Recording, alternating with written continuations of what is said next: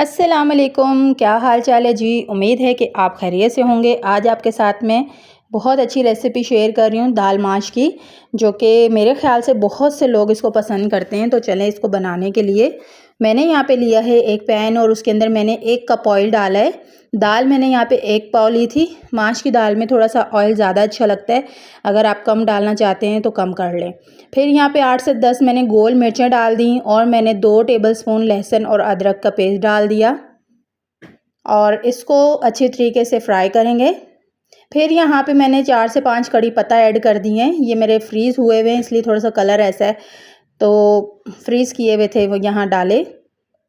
गरम मसाला साबुत चला गया इसके अंदर, जिसमें है दालचीनी, मोटी इलायची, 2 से 3 लौंग और यहाँ पे 1 टीस्पून भर के मैंने ज़ीरे का शामिल किया। हल्का सा इसको सौते करूँगी ताकि गरम मसाले की अच्छा सा अरोमा आ जाए। फिर इसके अंदर मैंने 4 टमाटर लिए और इसको मैंने ब्लेंड कर लिया और वो मैंने इसके अंदर शामिल कर दिया। हल्का सा इसको मिक्स करेंगे। अब यहाँ पे हल्के से स्पाइस जाएंगे, जिसमें है नमक, जो कि टेस्ट के हिसाब से जाएगा, जितनी आप दाल लेंगे उस हिसाब से। और इसके अंदर आधा टीस्पून मैंने डाल दी है हल्दी का और इसके अंदर लाल मिर्च 1 टीस्पून डाली है, क्योंकि मैंने गोल मिर्च डाली है। फिर काली मिर्च आधा टीस्पून डाली है। मिर्च अपने हिसाब से आप कर सकते हैं, मसाले ऊपर नीचे। और इसको अब करेंगे फ्राई। इसको मैंने ढक्कन डाल दिया ताकि टमाटर जो है वो थोड़े पक जाएँ। जैसे इसमें से टमाटर पके, थोड़ा सा पानी ड्राई हुआ तो देखें इस तरह हो गया है। और इसको अब मिक्स कर लेंगे मसाले को। दाल माश बहुत से तरीक़ों से बनती है, बहुत स्टाइल से बनती है और जिस भी अंदाज़ में बनाएंगे तो बहुत अच्छी लगती है। अब यहाँ पे 2 टेबलस्पून मैंने डाला है क्रीम का। ये टोटल ऑप्शनल है, अगर आप डालना चाहते हैं डाल दें, स्किप करना चाहते हैं तो आप इसको स्किप कर सकते हैं।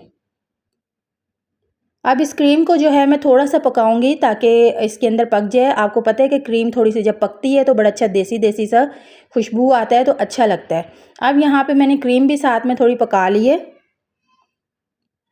दाल को मैंने अच्छा आधा घंटा भिगो के रखा हुआ था। 1 पाव मैंने आपको बताया दाल ली है, जिसको मैंने भिगो के रखा हुआ था। जब वो अच्छी सी फूल गई, 2 से 3 मैंने उसके अंदर बॉईल दिए तो वो यहाँ पे गल गई। तकरीबन 80% जो है ये दाल गली हुई है, बॉईल की हुई है और गली हुई है। अब इस मसाले के अंदर मैं मिक्स कर रही हूँ इसको।